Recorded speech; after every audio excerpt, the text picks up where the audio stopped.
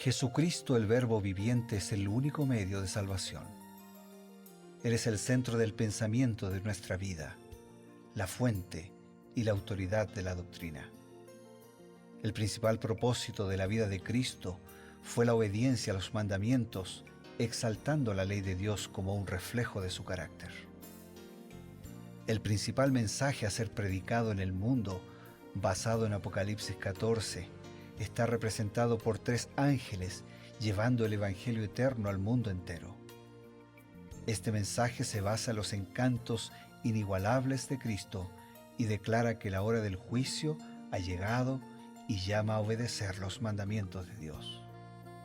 Mediante su palabra, Dios ha comunicado a los hombres el conocimiento necesario para la salvación. Las Santas Escrituras deben ser aceptadas como dotadas de autoridad absoluta y como revelación infalible de su voluntad.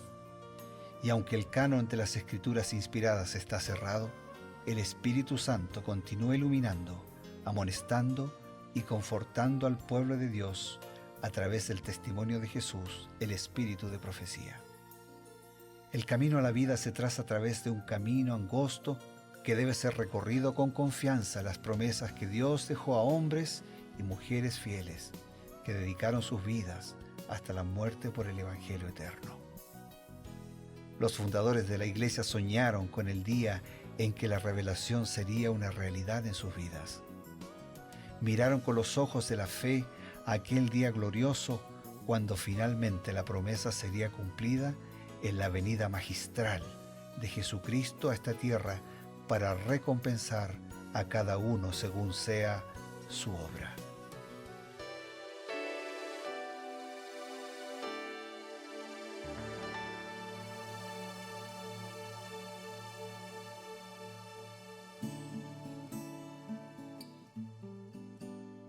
Queridos amigos, estamos una vez más para empezar su programa Creed en sus profetas.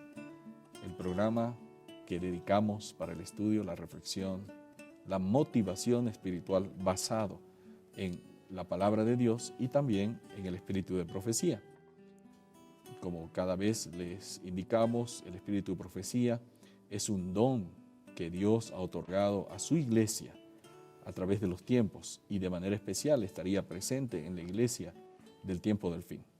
Y este don fue otorgado a una dama, Elena White, que escribió bajo inspiración de Dios, de la misma manera como escribieron los profetas de la antigüedad, y esos consejos nos han llegado en lo que hoy conocemos como el espíritu de profecía. Tomos, varios tomos, cerca de 100.000 páginas escritas a lo largo de su vida, que están compilados, están juntados en diferentes tomos con temas así muy específicos. Y eso es lo que llamamos la biblioteca cristiana del espíritu de profecía para la iglesia de este tiempo. Ahora pues estamos juntamente ya para comenzar este programa y lo hacemos siempre con alegría junto con el pastor Bruno Razo. Muchas gracias, Pastor Eber. Claro, con alegría, con gratitud a Dios, con alegría de encontrarnos y de compartir un momentito de la vida de cada uno de nuestros amigos, de nuestros hermanos. Gracias por permitirnos entrar a su vida, llegar a su vida, acompañarlo en su casa, en su habitación, en el auto, en la oficina, en la calle, donde usted esté, para reflexionar así brevemente sobre aspectos que hacen no solo a la historia de la Biblia, sino también a la aplicación de ese mensaje histórico a nuestra vida, a nuestros días. Hoy nos detenemos en el capítulo 5 del segundo libro de Crónicas, a través del cual Salomón traslada el arca al templo. ¿Y qué tiene que ver eso con nosotros, Pastor Eber? Qué bueno, interesante, realmente. Gracias por esa introducción, Pastor. Me da pie para tal vez buscar un poquito el contexto, ¿no? Nosotros recordamos que hemos estado viendo que Salomón primero pidió sabiduría. Segundo, se abocó a un plan que ya venía de antes. Su padre soñaba con poder levantar el templo y había hecho preparativos. Dios le dijo, no, tú no vas a hacerlo, has dedicado tu vida a hacer guerras, quiero que tu hijo, ¿no? pueda levantar la casa donde yo moraré. Y eso fue lo que hizo.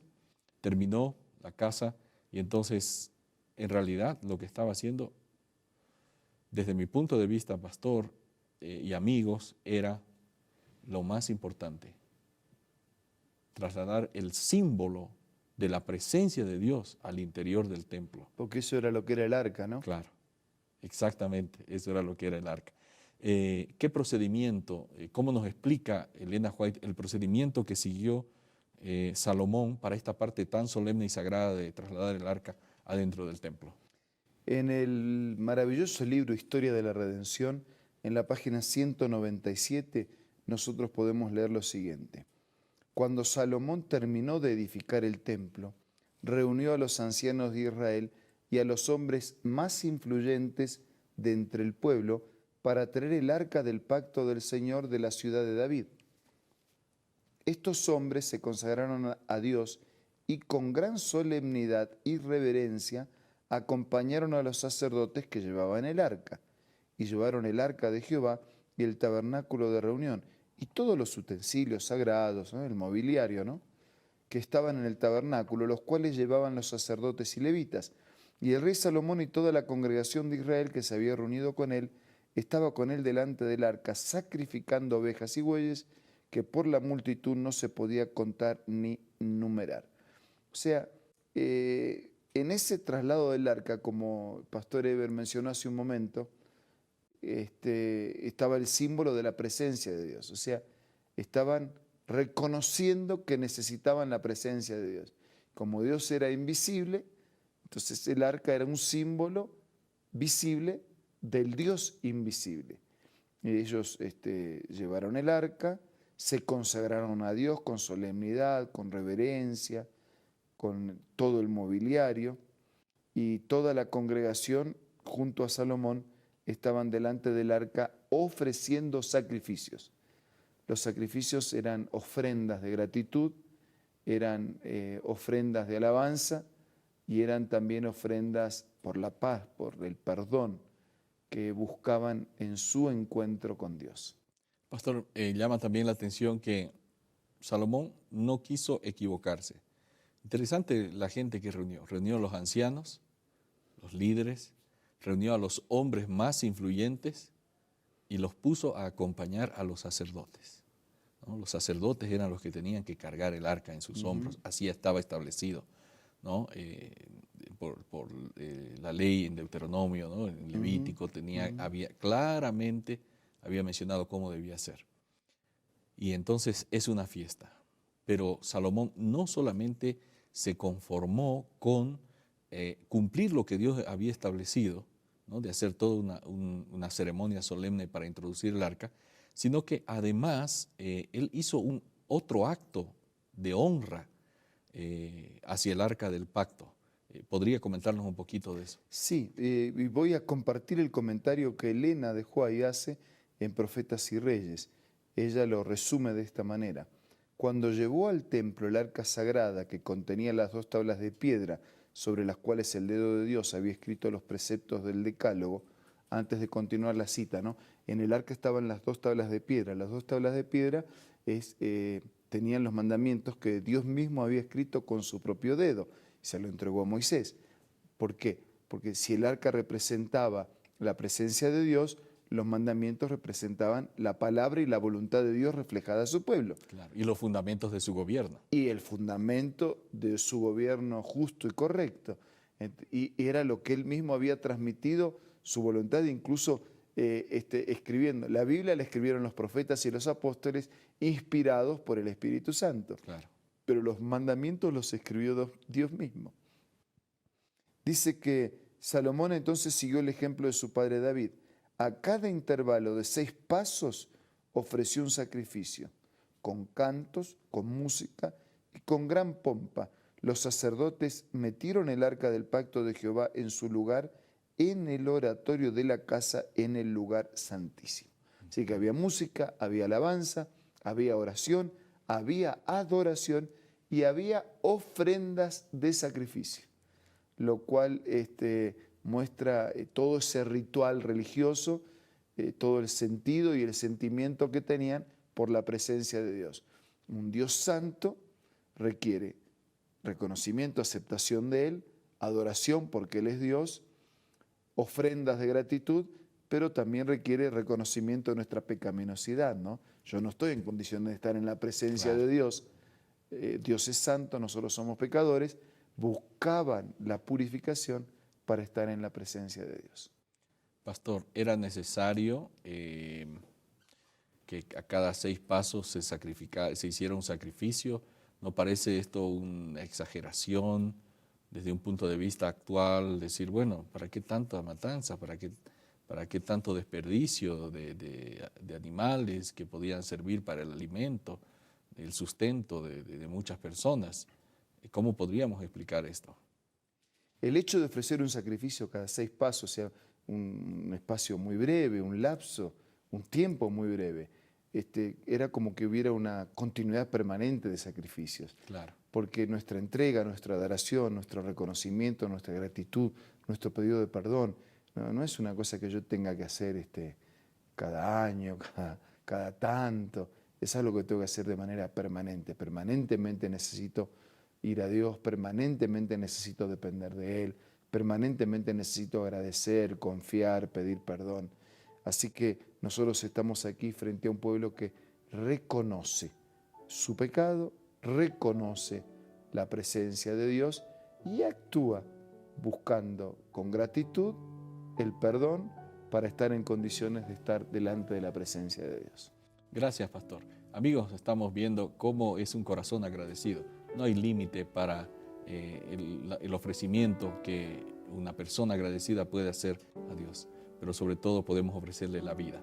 Vamos a tener un breve mensaje y enseguida volvemos.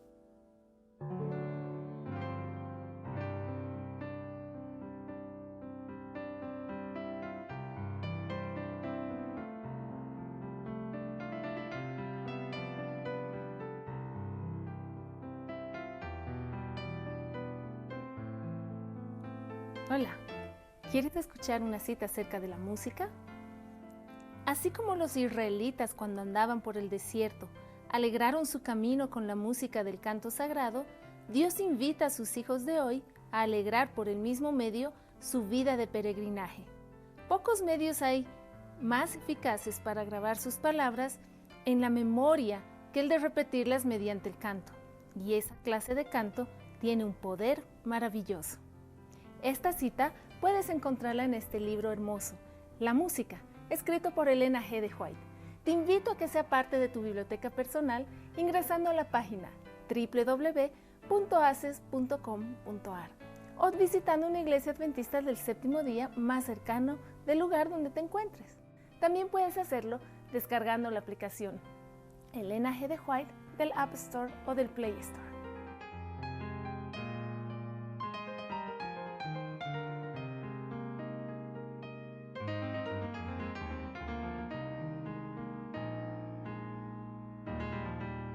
Permítanos presentarles una nueva invitación.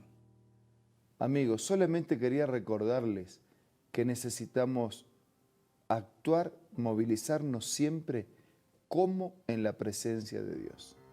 Porque Dios está presente, solo que cuando actuamos reconociendo su presencia, vamos a tener gratitud, vamos a depender de Él, vamos a buscar el perdón de nuestros pecados y vamos a construir una vida diferente. Ahora vamos a hablar con Dios a través de la oración. Gracias, Señor, porque habitas no solo en las alturas y en la inmensidad del universo, sino que también quieres habitar con el pobre, con el quebrantado y humilde de espíritu. Por eso reconocemos que te necesitamos y te pedimos que nos limpies, que nos perdones, que nos transformes y que nos ayudes a vivir siempre actuando en tu presencia. Bendice a nuestros amigos, suple la necesidad de cada uno. Te lo pedimos, te lo agradecemos en el nombre de Jesús. Amén. Amén. Y agradecidos a Dios también por la compañía de ustedes, nos despedimos momentáneamente para encontrarnos, Dios mediante, el día de mañana. Hasta entonces.